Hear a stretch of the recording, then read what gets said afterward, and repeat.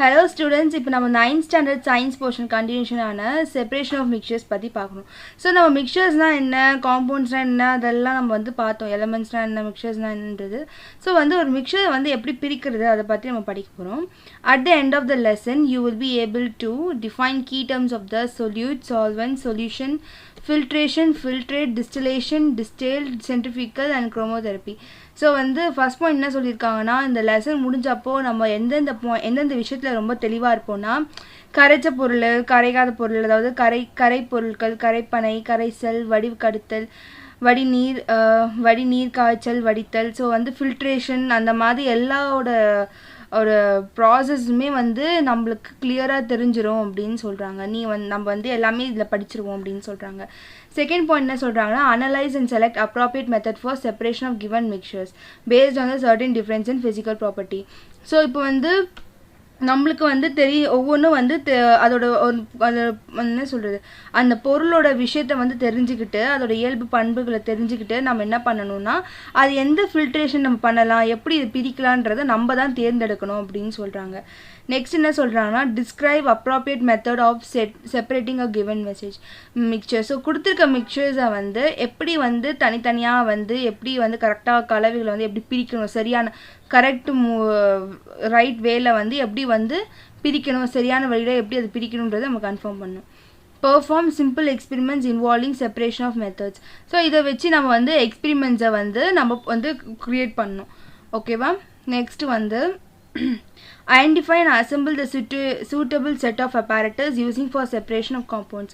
So வந்து ஒரு கலவையை வந்து நம்ம பிரிக்கிறதுக்கு வந்து தேவையான பொருட்கள், அதாவது நம்ம சொல்லுவோம்ல, இப்போ நம்ம தேவையான பொருட்கள் சும்மா சொல்லணும்னா ஒரு கிண்ணம் வேணும், ஒரு அடுப்பு வேணும். அதே மாதிரி இந்த ஃபில்ட்ரேஷன் ப்ராசஸ்க்கு என்ன வேணும், ஒரு பீக்கர் வேணும், ஒரு அந்த இது வேணும், அது மாற்ற இது வேணும், ஃபில்ட்ரேஷன் அது எல்லாமே வேணுன்றதை வந்து நம்ம கரெக்டாக எடுத்து வச்சுக்கணும்னு சொல்கிறாங்க.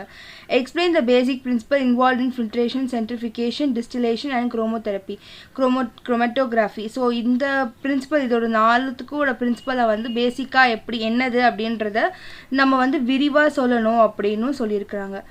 நெக்ஸ்ட் வந்து என்ன சொல்லியிருக்காங்க, gather information about the industrial applications of different techniques of separation. So நம்ம வந்து இது மட்டும் இல்லாமல் பொதுவாகவே வந்து செப்பரேஷனில் வந்து பிரிக்கிறதுல வந்து என்னென்ன முறைகள் இருக்குது அப்படின்றது நம்ம கம்பெனிகளெல்லாம் எப்படி அது பிரிக்கிறாங்க அப்படின்றத வந்து தெரிஞ்சுக்கிறணும் அப்படின்னு சொல்லிட்டு தெரிஞ்சு வச்சுருக்காங்க. இங்கே பார்த்தீங்கன்னா, இங்கே வந்து இது வந்து உப்பு கலவை, இது வந்து சால்ட், ஸோ தண்ணி, இது வந்து ரெண்டுமே வந்து கலவை. இதில் வந்து எப்படி பிரிப்பீங்க அப்படின்றதெல்லாம் வந்து இதுக்கப்புறம் பின்னாடி வரும், ஃபில்ட்ரேஷன் ப்ராசஸில் பின்னாடி வரும். ஸோ அது நம்ம பார்க்கலாம். ஸோ இன்ட்ரோடக்ஷன் கொடுத்துருக்காங்க. A mixture, as you know, contain more than one substance in which the compounds can either be element or compound or both. We separate the compounds of mixtures very often as they contain useful substances mixed with harmful or unwanted substances which have to be removed. The choice of particular method to separate compounds of a mixture will depend on the properties of the components of the mixture as well as the physical state. So அவங்க என்ன சொல்லியிருக்காங்க, first மிக்சர்ஸ்னால் என்ன, நம்ம அது வந்து 1 இல்லை 2 பொருள் சேர்ந்து கலந்தது தான் வந்து ஒரு கலவை தான் வந்து மிக்சர்ஸ்ன்னு சொல்லுவாங்க. கலவை என்பது ஒன்றுக்கு மேற்பட்ட தனிமம் அல்லது சேர்மம் அல்லது இரண்டும் கலந்த, ஒன்று வந்து சாலிடாக ஒன்று இருக்கலாம், இல்லை லிக்விடாகவும் இருக்கலாம், அதில் அது ரெண்டுமே கலந்த மாதிரியும் இருக்கலாம். பொருட்களானது என்பது உங்களுக்கு தெரியும். நாம் கலவையிலிருந்து நம்ம வந்து என்ன வந்து படிக்கிறோம். ஸோ அதில் வந்து பொருட்கள் வந்து பிரிப்பதற்கு காரணம் பயன்படக்கூடிய பொருட்களுடன் தீங்கு விளைவிக்கக்கூடிய பொருட்களும் கலந்து இருப்பதாலும் பயனற்ற பொருட்களை அதிலிருந்து நீக்குவதற்காகவும் ஆகும். ஸோ நம்ம வந்து ஃபில்ட்ரேஷன் எதுக்கு பண்ணுறோன்னா, எதெல்லாம் ஆபத்தானதோ அதை வந்து தனியாக ஃபில்டர் பண்ணி எடுத்து தூக்கி போட்டுட்டு எது நம்மளுக்கு தேவையோ அது மட்டும் நம்ம யூஸ் பண்ணுறது, அதுக்காக தான் ஃபில்ட்ரேஷன் ப்ராசஸ் யூஸ் பண்ணுறாங்க. தேர்ந்தெடுக்கப்படும் குறிப்பிட்ட முறையான கலவைகளை உள்ள பொருட்களை பிரிப்பதற்கு அவைகளை பண்புகள் மற்றும் இயல்புகளை நிலைகளை பொருந்து அதோட ஃபிசிக்கல் ப்ராப்பர்ட்டி அதோட தன்மைகளை பொறுத்து தான் வந்து நம்ம அதை பிரிக்கணும்னு அதுவும் கிளியராகவே சொல்லியிருக்காங்க. சரி, ஃபஸ்ட்டு வந்து இது கீழே பார்த்துக்கோங்க. இதை பார்த்து மிக்சர்ஸ்னால் என்ன, ஃபர்ஸ்ட் ரெண்டு இருக்குது. ஒன்று இன்விசிபிள் பார்ட்டிகல்ஸ், விசிபிள் பார்ட்டிகல்ஸ். உங்களோட இப்போ வந்து நீ சால்ட்டும் வாட்டரும் மிக்ஸ் பண்ணுற, கலந்து விட்டதுக்கப்புறம் உன்னோட சால்ட் வந்து தண்ணியில் காணாமல் போயிடுது. ஸோ இங்கே தான் எக்ஸாம்பிள் கொடுத்துருக்காங்க. அதை வந்து இன்விசிபிள் பார்ட்டிகல்ஸ், உனக்கு வந்து அது கண்ணுக்கு தெரியாது. ஸோ சுகரை வந்து தண்ணியில் கலந்தினா உனக்கு சுகர் வந்து டிசால்வ் ஆகிடும். உனக்கு வந்து என்ன ஆகும், உனக்கு வந்து இப்போ எதுவுமே தெரியாது. அண்ட் அதே மாதிரி copper sulphate in water. So ஒரு காப்பர் சல்ஃபேட் தண்ணியில் கலந்தினா கூட உனக்கு அது தெரியாது. அண்ட் சால்ட் இன் வாட்டர், இதெல்லாம் வந்து இன்விசிபிள் பார்ட்டிகல்னு சொல்கிறாங்க.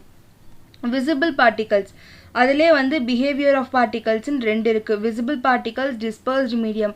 டிஸ்பர்ஸ்டு மீடியம் அப்படின்னா வந்து கரையாத பொருட்கள் தான் கொலாய்டல் சொல்யூஷன் சொல்லுவாங்க. அதே மாதிரி milk emulsion, starch in water, இதெல்லாம் வந்து ஃபுல்லாக கரையாது. And visible particles not disperse to any medium. இது வந்து கலந்த பொருட்கள், சாரி, இது வந்து கலந்துரும். உனக்கு பாலும் தண்ணியும் கலந்துருவேன், அதே மாதிரி கஞ்சி தண்ணி எல்லாம் கலந்துருவேன். அதை தான் வந்து கொலாய்ட்ஸ். சஸ்பென்ஷன் வந்து என்ன ஆகிடும்னா, சார்கோலும் தண்ணி கறியும் தண்ணியும் வந்து கலந்தீங்கன்னா கறி மேலே வந்துடும், தண்ணி கீழே இருக்கும். அதே மண்ணும் தண்ணி போட்டினா மண் கீழே இருக்கும், மேலே தண்ணி மேலே தண்ணி இருக்கும். ஸோ அதுதான் வந்து இந்த டயக்ராமில் கொடுத்துருக்காங்க. நீங்கள் பார்த்தீங்கன்னா உங்களுக்கு தெரியும். கலவைகளில் வந்து ரெண்டு இருக்குது. நுண்களின் நிலை வந்து புலப்பட நுண்கள், புலப்படும் நுண்கள். ஓகேவா? ஸோ இது வந்து தெரியாது, புலப்படாத தூண்கள், அப்புறம் வந்து புலப்படும் தூண்கள். ஸோ அதை வந்து இங்கே வந்து டிஸ்கிரைப் பண்ணி நம்ம ஈஸியாக புரிஞ்சுக்கிற மாதிரி இங்கே எழுதியிருக்காங்க. நெக்ஸ்ட் நம்ம என்ன பண்ண போகிறோம்னா, என்ன படிக்க போகிறோம்னா, செப்பரேஷன் ஆஃப் சாலிடும் லிக்விட் மிக்சர். ஸோ வந்து எப்படி வந்து ஒரு சாலிடையும் மிக்சர்ஸையும் வந்து நம்ம எப்படி பிரிக்கிறதுன்றதை பற்றி நம்ம இங்கே பார்க்க போகிறோம். Before we talk about the separation method, let us recall briefly some aspects of solubility of solid and liquid. So நம்ம இதை பற்றி ப்ரீஃபாக படிக்கிறதுக்கு முன்னாடி அவங்க என்ன சொல்கிறாங்கன்னா, இதுக்கு முன்னாடி நம்ம என்ன படித்தோன்றதை வந்து கொஞ்சம் ரிவைஸ் பண்ணுற மாதிரி நம்ம பண்ணலாம் அப்படின்னு சொல்லுவோம். ஸோ திரவும் திரவர பொருட்களையும் கலர் எப்படி வந்து இது பண்ணுறாங்க, செப்பரேட் பண்ணுறாங்க அப்படின்னு சொல்லிட்டு இங்கே கொடுத்துருக்காங்க. when a solid is added to a liquid, either the solid will dissolve in the liquid or not. Okay, வந்து இப்போ வந்து ஒரு சாலிடு வந்து இப்போ நான் வந்து உப்பு வந்து எனக்கு ஒரு சாலிடு, அந்த சாலிடு வந்து லிக்விடில் கலக்கிறேன். ஒன்று அது கலக்குதோ கலக்கலையோன்றது வந்து செகண்டரி விஷயம், ரெண்டாவது விஷயம் அது. ஓகேவா? when the solid dissolves in the liquid, it is said to be soluble. So எது கரைக்க முடியுமோ அது பேர் என்ன சொல்லுவாங்க, அது வந்து soluble-ன்னு சொல்லுவாங்க. தட் இஸ் சாலிட், அதாவது solute plus liquid solvent which gives வந்து சொல்யூஷன். ஓகேவா? பாருங்க, திடப்பொருட்கள் திரவத்தில் கரைத்தால் அதற்கு கரைத்தல் என்பது பெயர். அதாவது திடப்பொருள் கரைப்பொருள் ப்ளஸ் திரவம் கரைப்பான் சேர்ந்து கரைசல் ஆயிடுது. ஸோ இதுதான் வந்து ஃபர்ஸ்ட் பாயிண்ட் கொடுத்துருக்காங்க. when a solid does not dissolve in the liquid, it is said as insoluble. So எது வந்து ஒரு சாலிட் வந்து ஒரு தண்ணியில் வந்து லிக்விடில் வந்து கலந்துட்டு அதை வந்து கரைஞ்சிருச்சோ அது பேர் வந்து என்ன சொல்லுவாங்கன்னா soluble சொல்லுவாங்க. அண்ட் அது வந்து soluble சொல்லுவாங்க. அதே வந்து சாலிட் வந்து எது லிக்விடில் வந்து கரையிலையோ அது பேர் என்ன சொல்கிறாங்கன்னா insoluble அப்படின்னு சொல்கிறாங்க. அதாவது கரைக்க முடியாத பொருள் அப்படின்னு அர்த்தம். ஓகேவா? ஸோ அதே தான் இங்கே கொடுத்துருங்க. கரையவில்லையோ என்று அதற்கு கரையாத பொருள் என்று பெயர் அப்படின்றது. இது வந்து சிம்பிளான விஷயம். ஓகேவா? நம்மளுக்கு தெரிஞ்சுக்கிற விஷயம். நெக்ஸ்ட் வந்து separation of insoluble solutes from liquids. So லிக்விட்ஸில் வந்து எப்படி வந்து இது எப்படி பிரிக்கலாம், நம்ம கரைக்க முடியாத பொருளை வந்து எப்படி வந்து பிரிக்கலாம் அப்படின்னு சொல்லிட்டு இங்கே காட்டுறாங்க. அதுக்கு பேர் வந்து என்னென்னா ஃபில்ட்ரேஷன் அண்ட் டீகான்டினேஷன் அப்படின்னு அர்த்தம். ஸோ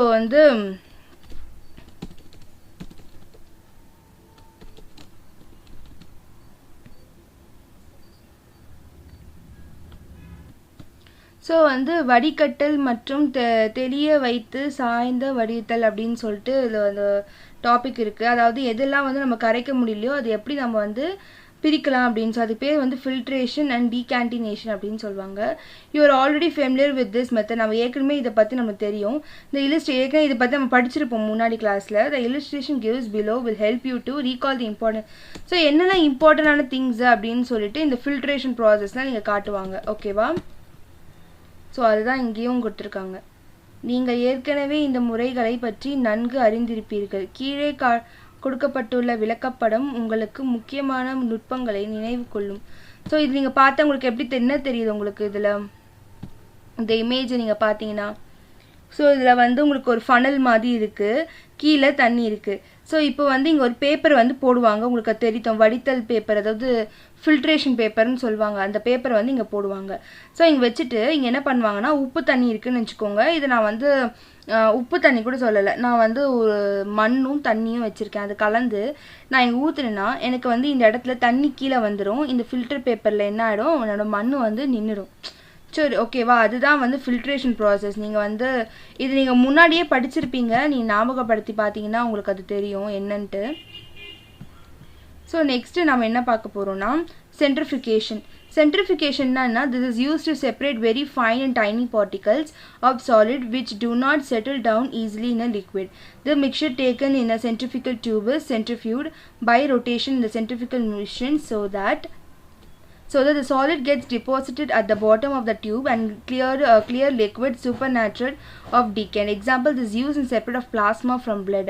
So வந்து next centrifugation na என்னன்னா அது வந்து என்னன்னா உங்களுக்கு ரொம்ப குட்டியான பொருட்கள் ஓகேவா, இப்போ வந்து இங்கே வந்து மண்ணுன்றது வந்து உனக்கு ஈஸியாக வந்து ஃபில்டர் ஆகிடுது, உனக்கு வந்து நல்லாவே தெரிஞ்சு. அதே மாதிரி இப்போ ரொம்ப சின்ன நுனி பொருளாக இருந்துச்சுன்னா அது உன்னால் எப்படி வந்து பிரிக்கவே முடியாது. ஸோ மைய விளக்க முறை. ஸோ இது வந்து எப்படி வந்து இந்த எப்படி இது பண்ணுறாங்கன்னா இது நல்ல ரவுண்டாக இருக்கும். ஒரு எக்ஸாம்பிள் நான் சும்மா இது எப்படின்றது நான் உங்களுக்கு சொல்லிடுறேன்.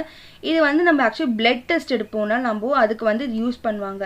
ஸோ பிளட் டெஸ்ட் எடுக்கும் போது என்ன பண்ணுவோம், நம்மளுக்கு தெரிஞ்ச வரைக்கும் என்ன பண்ணுவோம், அவங்க கையில் நம்மக்கிட்ட ரத்தம் எடுத்துகிட்டு போவாங்க. எடுத்துகிட்டு போய் என்ன பண்ணுவாங்கன்னா இந்த மாதிரி டெஸ்ட் டியூப் இருக்குல்ல அதுக்குள்ளே வச்சுட்டு ஏதோ பட்டன் மாதிரி மூடி பட்டன் மாதிரி ஆன் பண்ணுவாங்க. அது என்ன ஆகும்னா இது ஃபுல்லாக வந்து இந்த மாதிரி சுற்றிக்கிட்டு இருக்கும், ஃபோர்ஸாக வந்து சுற்றிடும் ஓகேவா. சுற்றும் போது என்ன ஆகும்னா உங்களோட ரத்தம் வந்து கலரும், அதாவது அடியில் தேங்காமல் அது வந்து மிக்ஸ் ஆகிட்டே இருக்கும். மிக்ஸ் ஆகிட்டு இருக்கும் போது அதுக்கப்புறமா தான் அது எடுத்து அவங்க வந்து மைக்ரோஸ்கோப்பில் வச்சு என்ன பிளட் குரூப்ன்றது கண்டுபிடிப்பாங்க.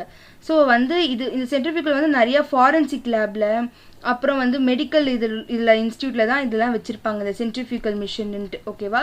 அதுதான் கொடுத்துருக்காங்க. எக்ஸாம்பிள் வந்து this is use to separate the plasma from blood. So அது பிளாஸ்மா வச்சு தான் வந்து உங்கள் பிளட் குரூப் என்னன்றது அவங்க சொல்லுவாங்க. ஸோ அதை தான் இங்கே சொல்லியிருக்காங்க.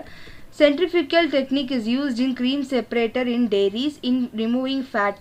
ஸோ இது வந்து இதுக்கும் யூஸ் பண்ணுறாங்கன்னா இப்போ வந்து பாலில் வந்து low fat cream high fat க்ரீமுன்னு சொல்லிட்டு நிறையா டிஃப்ரென்ஸில் நம்மளுக்கு பால் கிடைக்குதா, பால் பேக்கெட்டிங் கிடைக்குது. ஸோ அதை வந்து எது என்னோடய ஃபேட்டோட மில்க்கு எது வந்து எனக்கு லோ ஃபேட் மில்க்குன்றதை வந்து எனக்கு எப்படி தெரியணும்னா இந்த மாதிரி இதை வச்சு சொல்கிறாங்க ஓகேங்களா. இந்த மாதிரி டெஸ்ட் டியூப்பில் அவன் பால் ஊற்றி வச்சுருவான், அதே மாதிரி சுற்றி விட்டு ஃபேட் மேலே இருந்ததுன்னா அது வந்து ஃபுல் க்ரீம் மில்க்கு, அது இல்லைன்னா வந்து க்ரீம் மில்க் அப்படின்னு சொல்லுவாங்க. ஸோ இதெல்லாம் வந்து பிளட் சாம்பிள்ஸ் பற்றி கொடுத்துருக்காங்க. அண்ட் வந்து மேலே சும்மா ஒரு எக்ஸாம்பிள் பால் வச்சு அவங்க எக்ஸாம்பிள் கொடுத்துருக்காங்க. அண்ட் மோஸ்ட்டாக வந்து இது பிளட் சாம்பிளுக்கு தான் யூஸ் பண்ணுவாங்க. ஸோ நெக்ஸ்ட் டாபிக் நம்ம நெக்ஸ்ட் கிளாஸ் பார்க்கலாம். பாய்.